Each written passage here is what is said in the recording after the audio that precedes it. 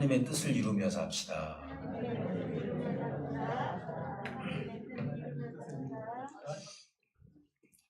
할렐루야.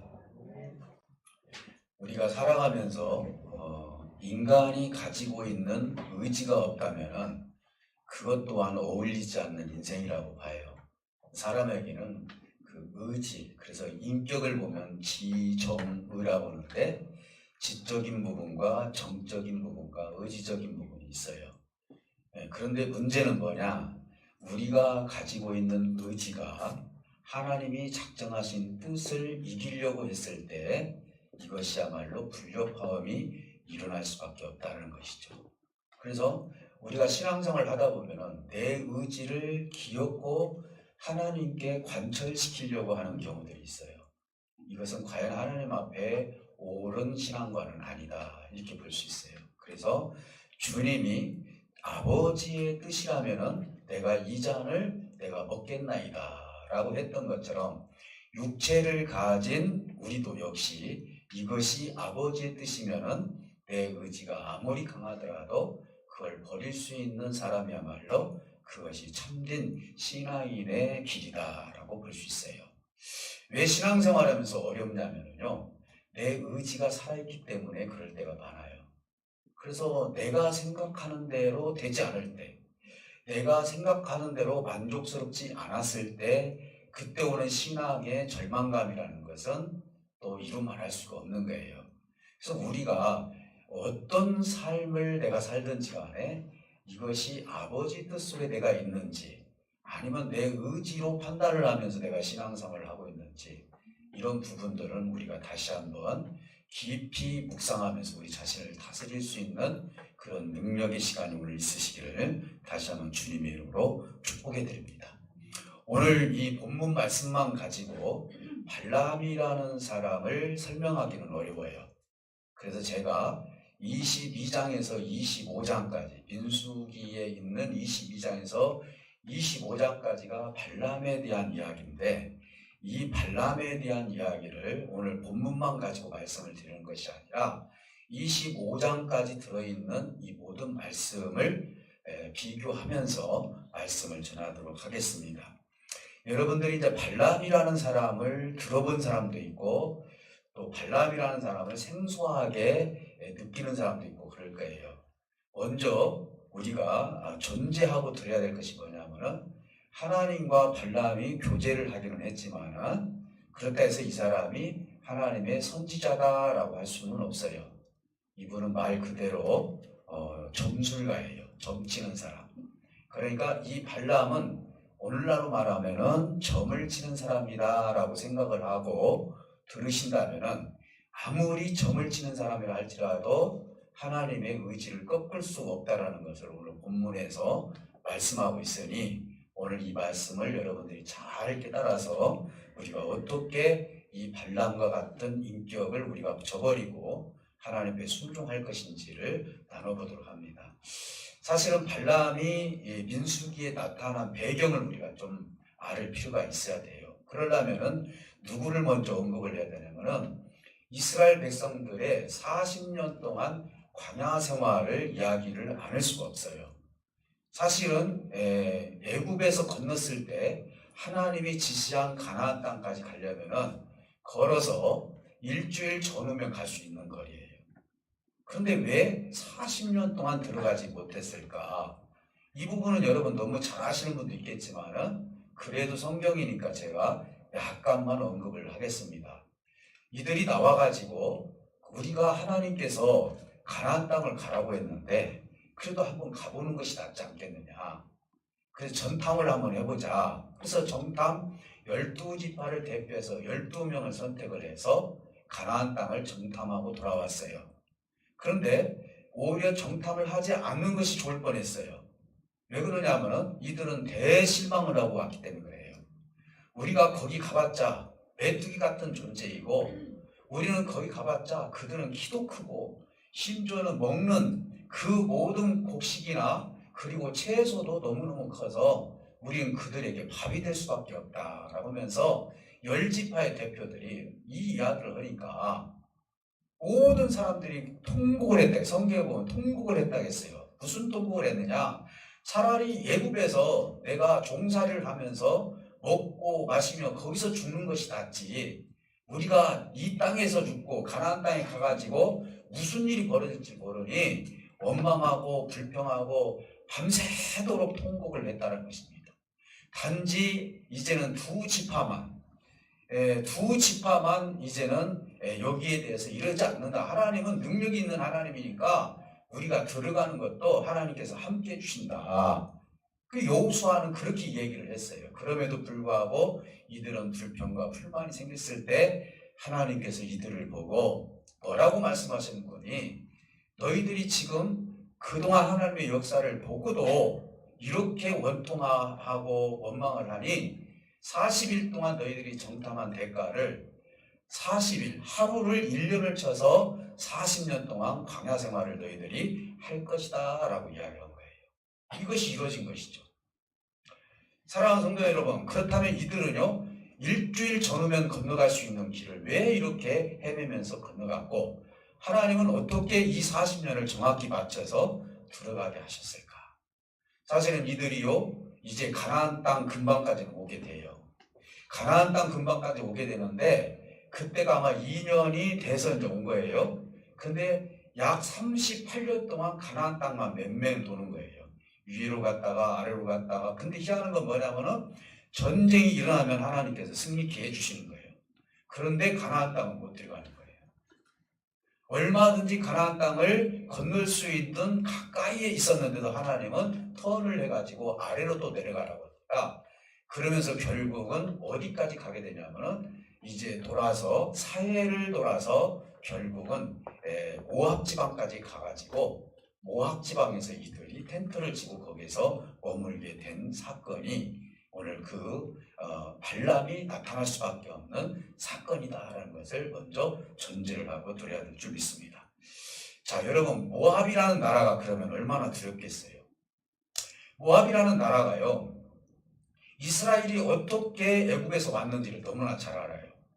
희한한 것은 뭐냐면 전쟁을 치를 때마다 그들의 신이 그 전쟁에서 승리케 해줬다는 것이죠.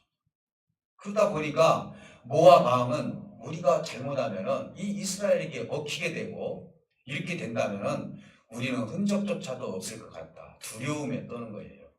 그러다 보니까 이것을 어떻게 쓰면 좋을까 하다가 머리를 쓰다가 미디안하고 모압하고 연합을 했으면 좋겠다는 생각을 갖는 거예요. 그래서 연합이 돼버린 거예요. 그리고 나서 이제 미디안의 장로들, 지금 말하는 교회의 장로가 아니에요. 미디안이라는 나라에서도 그래도 말 한마디 해도 능력이 있고 좀 뭔가 권위가 있는 사람들을 장로라고 그래요.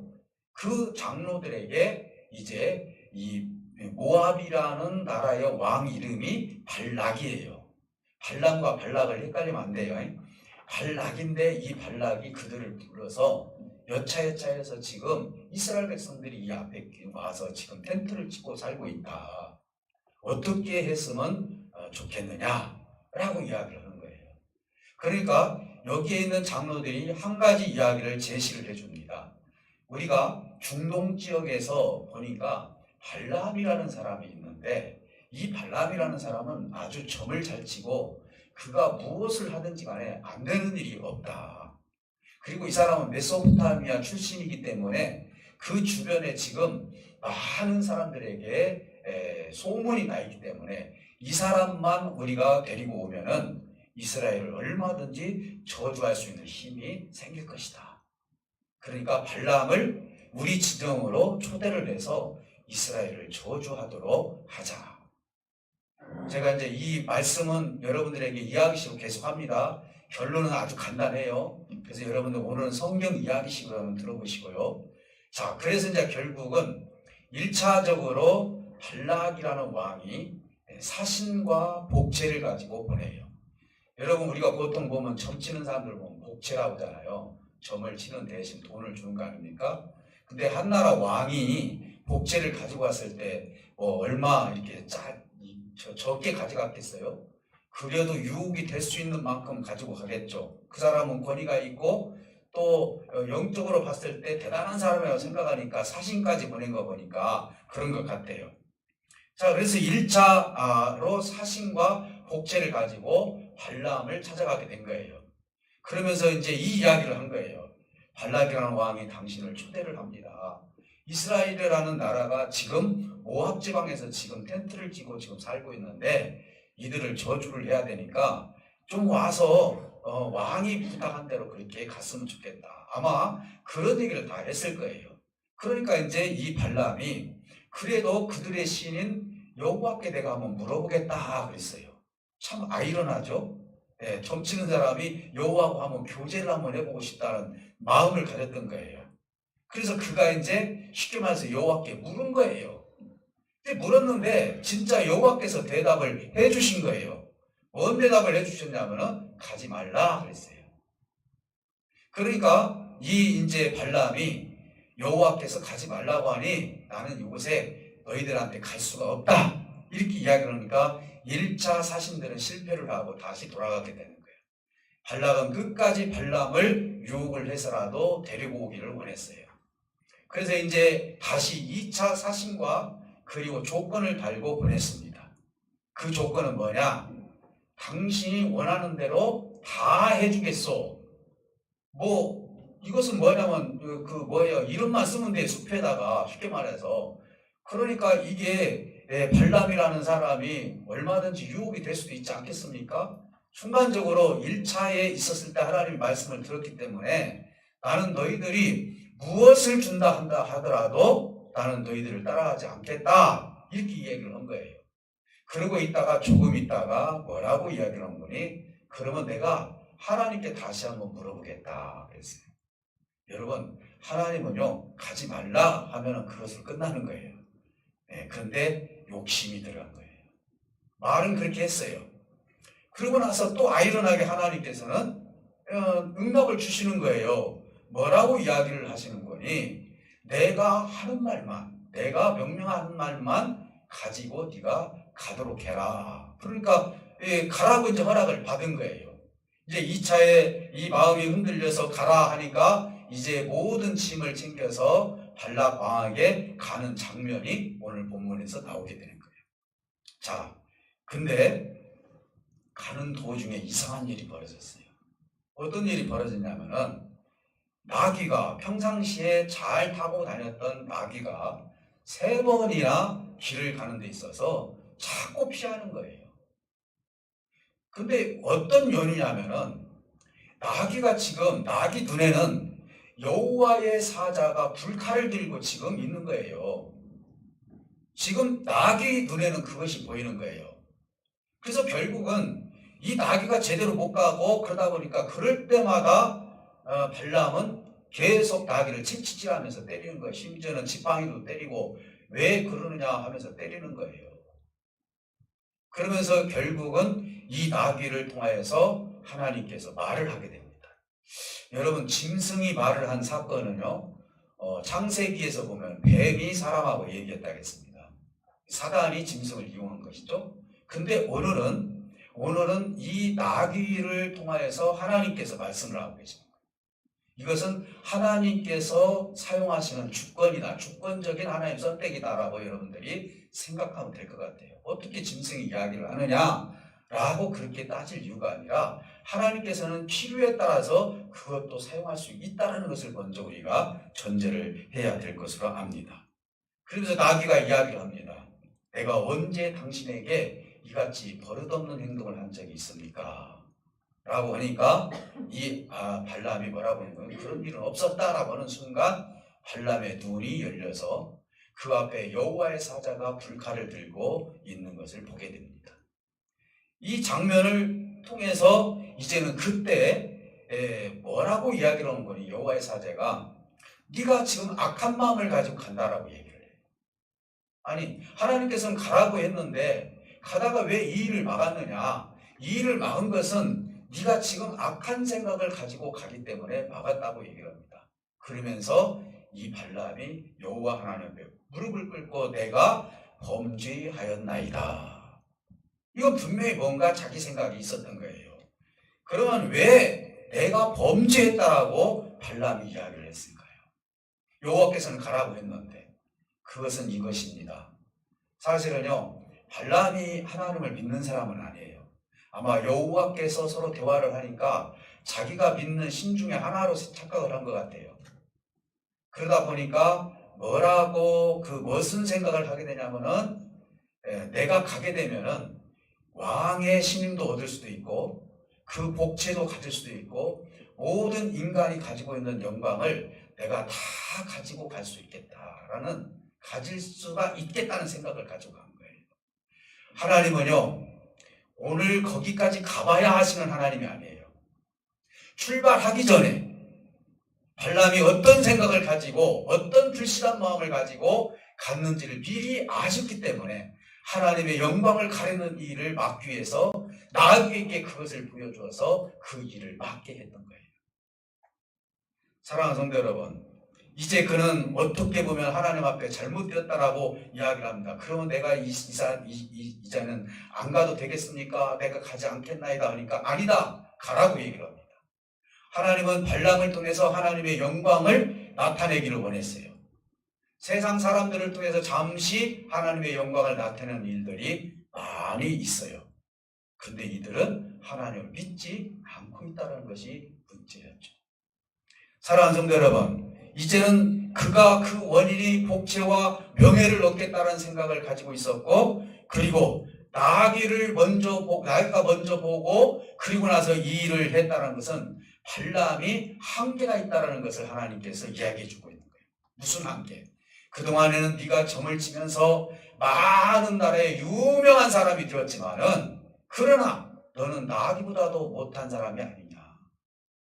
여호와의 불칼을 들은 것을 나기가 먼저 보지 않았느냐, 너는 나중에 보지 않았느냐 라고 하면서 너의 한계가 어디까지인지를 하나님께서는 나기를 통해서 교훈을 주시는 장면을 보게 되는 것입니다. 그러면서 이제 발람은 하나님의 말씀대로 가기는 갔어요.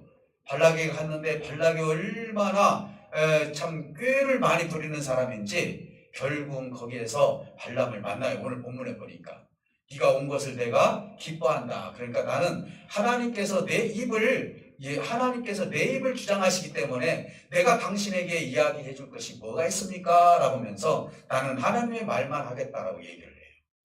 그런데 결국은 그렇지 못했어요. 다시 본연의 모습이 나타나면서 그 뒷장에 보면은 3번이나 이스라엘 백성들을 향해서 저주를 하는 장면을 보게 되는 거예요. 3번이나. 그런데 3번 저주를 할 때 하나님은 가만히 계셨었느냐? 그게 아니라 하나님께서는 마지막 3번째 이렇게 성령을 통해서 발람의 입술을 통해서 하나님을 찬양하는 이야기를 하게 됩니다. 그리고 이스라엘을 높이는 이야기를 합니다. 그것이 뭐냐? 이스라엘 축복할 수 있도록 발람의 입을 빌려서 하나님께서 발람 앞에서 그 이야기를 하게 되는데 4가지 이야기를 하게 돼요. 그 첫 번째 이야기가 뭐냐? 이스라엘은 풍성한 동산이다. 너희들이 생각할 때는 모압 땅이 아무리 넓고 그렇게 생각을 할지는 모르지만은 이스라엘은 풍성한 동산을 가지고 있는 나라이다. 크다라는 것이죠. 사실은 땅이 없어요. 그럼에도 불구하고 이스라엘은 풍성한 동산이다. 그리고 아각보다 위대한 나라이다. 그랬어요. 여기서 아각이라는 건 뭐냐면 아멜렉 족속들의 왕의 명칭이에요. 그러니까 아각보다도 위대한 나라가 이스라엘이다라고 얘기해요. 오늘 기가 막힌 이야기를 지금 하고 있지 않습니까? 그러면서 이스라엘은 들소이고 사자와 같다. 너희들이 볼 때는 연약한 것 같지만은 들소와 같이 힘이 있고, 그리고 사자와 같이 너희들을 얼마든지 넘길 수 있는 능력을 가지고 있는 것이 이스라엘 백성들이다라고 얘기를 하는 거예요. 그러면서 마지막으로 뭐라고 얘기를 하는 거니? 축복과 저주의 근원이 이스라엘에게 있느니라.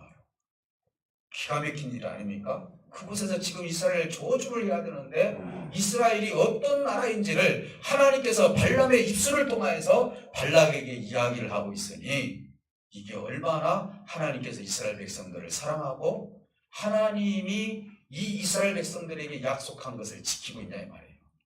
이것은 아브라함에게 약속했던 내용이에요. 네가 이제 앞으로 가나안 땅을 향해서 갈 때 너를 저주하는 자에게는 내가 저주할 것이고 너에게 복을 비는 자들에게는 그들에게 내가 복을 줄 것이다 라고 이야기를 하고, 그러니 이 이스라엘 백성들을 너희들이 저주를 하게 된다면은 너희는 반드시 저주를 받을 것이니 이 백성들을 함부로 보지 마라. 하나님의 백성들이다 라고 하면서 선지자가 얘기한 것이 아니라 점을 치는 발람을 통해서 발락에게 이야기를 하고 있으니 하나님이 사용하시는 것은 무궁무진하다라는 사실을 우리가 알 수 있어요. 애굽의 바로도 하나님께서는 뭐라고 말씀하십니까? 그도 역시 나의 종이라고 얘기를 하는 거예요. 악한 종이에요. 악한 종. 이렇게 하나님께서는 사용하시는 거예요. 우리 하나님은요, 벗어날 길이 없는 거예요. 다윗이 고백했던 것처럼 바다 끝에 가든 하늘 끝에 가든 우리 인생이 죽어서 육체의 장막을 벗든 어떻든 간에 우리는 하나님 안에서 벗어날 수 없는 존재라는 사실을 믿으시기를 주님의 이름으로 축복해 드립니다. 그러니 하나님이 가지고 있는 작정을 인간이 가지고 있는 의지로 절대로 넘어뜨릴 수 없다는 사실을 먼저 인지해야 될 줄 믿습니다. 사랑하는 성도 여러분, 심지어는 24장에서 뭐라고 이야기하는 거니? 발람은 이런 얘기를 합니다. 정말 선지자들이 해야 할 이야기예요. 한 별이 야곱에서 나오고 한 귀가 이스라엘에서 나온다 이 말이에요. 별은 예수님을 얘기를 합니다. 귀라는 것은 임금님이 가지고 있는 지팡이에요. 그러니까 예수 그리스도가 앞으로 이 이스라엘 백성들을 통해서 나올 것이라고 24장에서는 자기 입으로 얘기를 해요. 뜻을 알고 하는지 어쩐지는 몰라도 하나님은 그 입을 벌려서 앞으로 예수 그리스도가 이스라엘을 통해서 나올 것이라고까지 이야기한 것입니다. 참으로 아이러니하시죠? 어떻게 보면 점쟁이가 하나님에 대해서 어떻게 보면 높이고 있다는 사실을 우리는 알 수 있습니다. 그런데 문제는 뭐냐? 이러한 상황에서도 발람은 본연의 자기의 생각을 저버리지 못했다는 거예요. 이제는 민수기 33장과 그 다음에 31장과 계시록 2장 14절에서 증언한 것이 뭐냐면 발람이 종교를 활용해서 이스라엘 백성들을 죽이게 됐다라고 얘기해서 그 얘기가 나오는 거예요. 이 사건은 어떤 사건이냐면요, 바알 부올 사건이라고, 부올이라는 지역에 이제 바알이라는 어떤 그런 신적인 존재를 가지고 있는, 그래서 그런 정신과 그렇게 하면서 이스라엘의 신과 바알의 신을 합쳐가지고 이들을 갖다가 완전히 타락시키는 것이죠. 그래서 미디안의 여자들이 어디로 들어가냐면은 이스라엘의 진으로 들어가요. 이스라엘의 진으로 들어가가지고 거기서 종교 화합이 이루어지면서 이스라엘의 남자와 미디안의 여자가 이제는 교제를 나누면서 결과적으로 이 모든 것을 흩어지면서 하나님께서 그곳에 연병을 보내줍니다. 연병을 보내가지고 24,000명이 죽게 되는 사건이 일어나게 됩니다. 발람은 본연의 그 모습이 그거였어요. 그리고 그의 죽음도 비참했어요. 그런데 여기서 이것을 통해서 비느하스라는 사람이 있었는데 아론의 손자죠. 아론의 손자가 이스라엘의 대표적인 남자와 미디안의 여자를 죽임으로써 연병이 그쳤더라. 그렇게. 그래서 제가 연병이 뭔가라고 한번 사전을 찾아봤어요. 우리는 그냥 연병. 우리 옛날 할머니들은 저런 연병하려고 하면서 막 그렇게 욕을 잘하셨잖아요. 그런데 이게 연병을 뜻도 모르고 우리가 들으면 안 되잖아요. 그랬더니 전염병의 한 가지인데 이것은 바로 땀을 흘리지 못해서 죽는 병이래요. 땀이 안 나는 거예요. 사람들이 땀이 안 난다는 건 뭐냐면 건강치 않다는 얘기잖아요. 여러분 피부도 숨을 쉬어야 되지 않겠습니까? 여러분들 혹시 자녀들한테 이런 무시무시한 욕을 하시면 안 됩니다. 하늘라도 복을 받을 녀석이라고 이야기를 해야지 연병할 놈이라고 하면 진짜 말대로 될 수도 있어요. 여러분 절대로 그런 생각을 갖지 마시기를 주님으로 축복해 드립니다. 자, 그러면 오늘까지 여기까지 제가 길게 얘기할 수밖에 없는 것이 발람이라는 사람을 통하여서 하나님께서 어떤 뜻을 우리에게 지금 전달하고 있는가, 이걸 우리가 두 가지만 한번 생각해 보려고 서론이 길었던 거예요. 오늘은 간단하게 결론의 말씀을 드리면서 두 가지를 한번 나눠보도록 합니다. 하나는 뭐냐? 한 인간의 의지가요, 하나님의 작정하신 뜻을 절대로 이길 수 없다는 거예요. 하나님이 한번 작정한 것은. 저는 지금 70년대, 그러니까 우리 젊었을 때 제가 20대 때랑 했을 때 부흥회를 많이 참석을 했어요. 근데 그때 제가 생각했던 것이 뭐냐면은 하나님의 뜻도 이길 수 있는 그런 기도를 했어요. 그래서 소나무를 반드시 뿌리를 뽑아야 된다고 얘기를 했어요. 이것은 내 의지거든요. 내 의지로 하나님이 생각하는 그것을 다 꺾을 수 있으니 네가 그렇게 기도를 할 때 하나님은 응답을 안 해줄 수가 없다. 물론 하나님께서 응답을 안 주시는 분이 아니에요. 그런데 여기서 말하는 것은 뭐냐? 하나님이 구원에 관한 것이든지 우리 생명에 관한 것에 대한 그런 모든 그것을 세워놨을 때 그 세운 것을 인간의 의지로 절대로 꺾을 수 없다는 사실을 우리가 알 수가 있는 거예요. 오늘 여기서 보면은요, 작정이라고 얘기를 했습니다. 작정. 하나님은 작정을 해주셨어요. 근데 하나님이 한번 작정하신 것은 절대로 무너질 이유가 없어요. 좀 쉽게 제가 말씀을 드리겠습니다. 여러분 잘 아시는 인물 하나만 소개해 드립니다. 요나를 제가 말씀드릴게요. 하나님의 작정은요, 그 요나를 통해서 어떤 이야기를, 어떤 생각을 가지고 있었냐면 니누웨이라는 성을 하나님께서는 구원하기를 원했어요. 근데 하나님께서 요나에게 뭐라고 얘기하는 거니? 너는 니누웨이 가서 저들에게 회개하라고 전도를 해라. 이렇게 얘기를 하는 거예요. 근데 인간의 의지, 요나가 생각할 때는 니누웨이는 완전히 원수 척진 사람들이에요. 내가 왜 거기를 갑니까? 하나님 나 그거 갈 수 없습니다. 인간의 의지는 갈 수 없다라는 거예요. 왜? 우리 민족과 원수지간인데 내가 거기 가서 저들이 하나님께 회개받고 구원받는 것도 나 꼴 보기 싫습니다. 그게 다 안 갈래요. 이런 거예요 지금. 그래서 그는 어디로 가냐면 다시스로 갔어요. 다시스로 가니까 그날 마침 거기에 다시스로 가는 배가 있으니까 이거 하나님이 내가 한 대로 용납해 주시는가 보다. 내가 이렇게 고집을 부리니까 하나님께서 이 다시스를 가는 배를 타게 한 것 보니까 내 뜻이 지금 관철될 수 있겠구나 라고 하면서 다시스의 배를 탔어요. 하다가 중간중에 풍랑이 일어나면서 결국은 어떻게 됐습니까? 거기에 있는 각종 신을 믿는 사람들이 막 신들에게 빕니다. 근데 이 요나는 배 밑창에서 잠을 자고 있어요. 난리가 났는데, 그랬는데 한 사람이 저 배 밑창에서 잠자는 사람이 있으니 저 사람들 끌어서 너는 대체가 누구를 믿는 사람이냐? 나는 여호와를 믿는 사람이다 라고 이야기를 하는 거예요.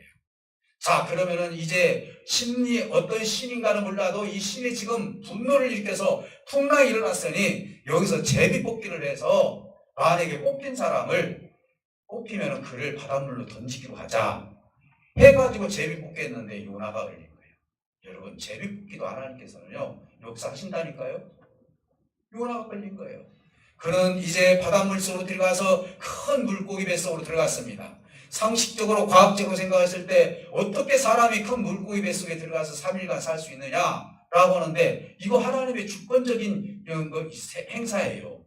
그럴 때 우리는 무리를 걸으신 거나 죽은 자를 살리신 거나 이것은 우리가 과학적으로 증명이 안 됐다고 해서 그걸 갖다가 우리가 믿지 말아야 된다고 생각하는 것도 큰 문제가 되는 것이겠죠.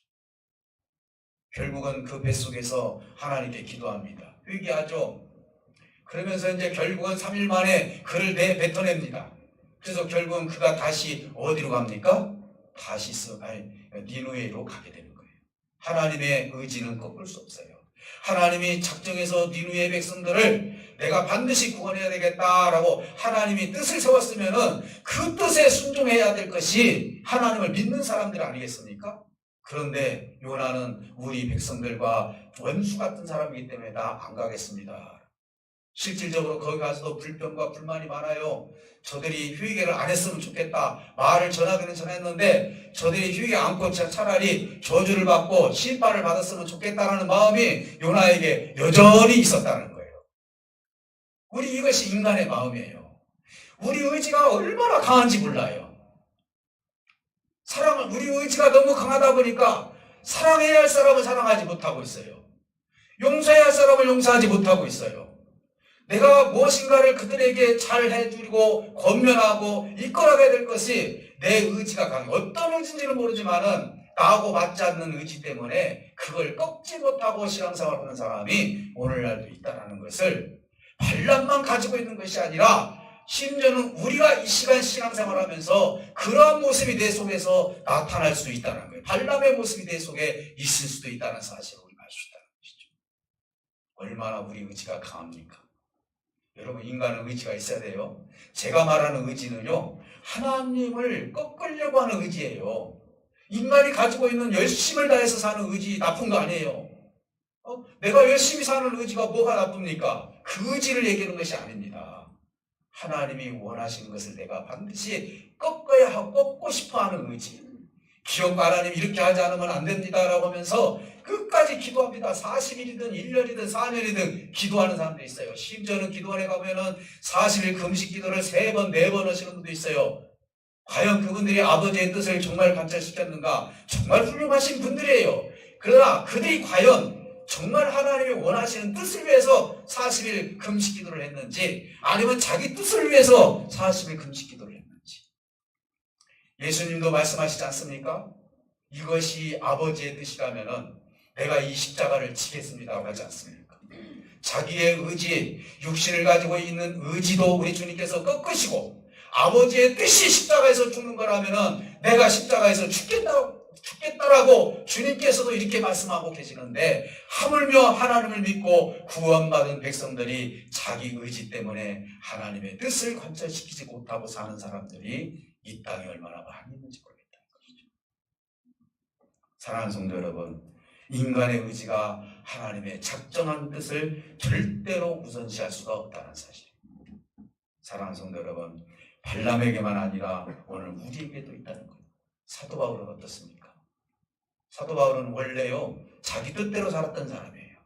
그렇죠? 어떤 뜻입니까? 율법주의자예요. 그래서 예수 믿는 사람들 잡아 죽이고 감옥에 집어넣고 하는 것이 그게 의로운 일로 생각을 했어요. 다메섹 도상에서 예수님 만난 다음에 이제 아나니아에게 한 소리가 있어요. 아니, 우리 백성들을 저렇게 괴롭히는데 어떻게 내가 가서 안수를 합니까? 아니다. 하나님께서 뭐라고 말씀하십니까? 나는 그를 택한 그릇으로 쓰고 있다. 그리고 앞으로 복음을 위해서 그가 가진 고난을 받을 사람이라고 이야기를 해요. 근데 말 그대로요, 아버지 뜻대로 가진 고난을 다 받아요. 매를 맞지를 않나, 그리고 감옥에 들어가지를 않나, 그리고 동족들이 자기를 죽이려고 하지 않나, 그러면서 1차, 2차, 3차 전도회 하면서 로마까지 가가지고 로마에서 얼마나 많은 고난을 겪으면서 순교하는 모습을 보여주고 있습니다. 아버지의 뜻은요, 인간의 의지를 꺾을 수 없어요. 감사한 것은 이제 사도 바울 선생님 마음에는 내 의지가 주님을 꺾을 수 없다는 것을 알기 때문에 그는 순종했던 거예요. 우리가 지금 아버지께 순종해야 될 것이 내 의지를 꺾고 순종하는 거 아니겠습니까? 그러니 하나님의 뜻을 이길 수 있는 사람은 이 땅에 어느 누구도 없다는 것을 먼저 여러분들이 인식하시고 기도도 지혜롭게 하시기를 주님으로 축복해 드립니다. 사랑하는 성도 여러분, 이제 두 번째 우리에게 주는 교훈이에요. 그건 뭐냐? 하나님이 작정하신 뜻을 위해서 인간이 알지 못할 때, 하나님의 뜻을 알지 못했을 때 하나님은 나귀를 쓸 수도 있다는 거예요. 나귀를 통해서 우리에게 교훈을 주신다는 사실이에요. 여러분, 이것은 주님께서 주권적으로 얘기해요. 교만하고 강조한 이제는 이 발람을 갖다가 나귀를 통해서 깨닫게 해주었어요. 우리에게도 마찬가지입니다. 우리는 많은 사고와 사건과 일들과 많은 어려운 일들이 우리 주변에는 많이 부딪히는 일들이 있어요. 그래서 많은 사람들은 이거 우연인가? 우연으로 생각하는 경우도 있어요. 오늘 우리는 하나님 앞에 예민한 삶을 사시기를 주님으로 축복해 드립니다. 내 주변에서 나귀가 아닌 다른 것들을 통해서, 물질을 통해서, 건강을 통해서, 내 삶의 형태를 통해서 하나님은 지금도 나를 깨닫게 하기 위해서 하나님께서 그것을 사용하고 있을 줄 몰라요. 근데 우리는 그것만 없으면 되겠다라고 생각을 해요.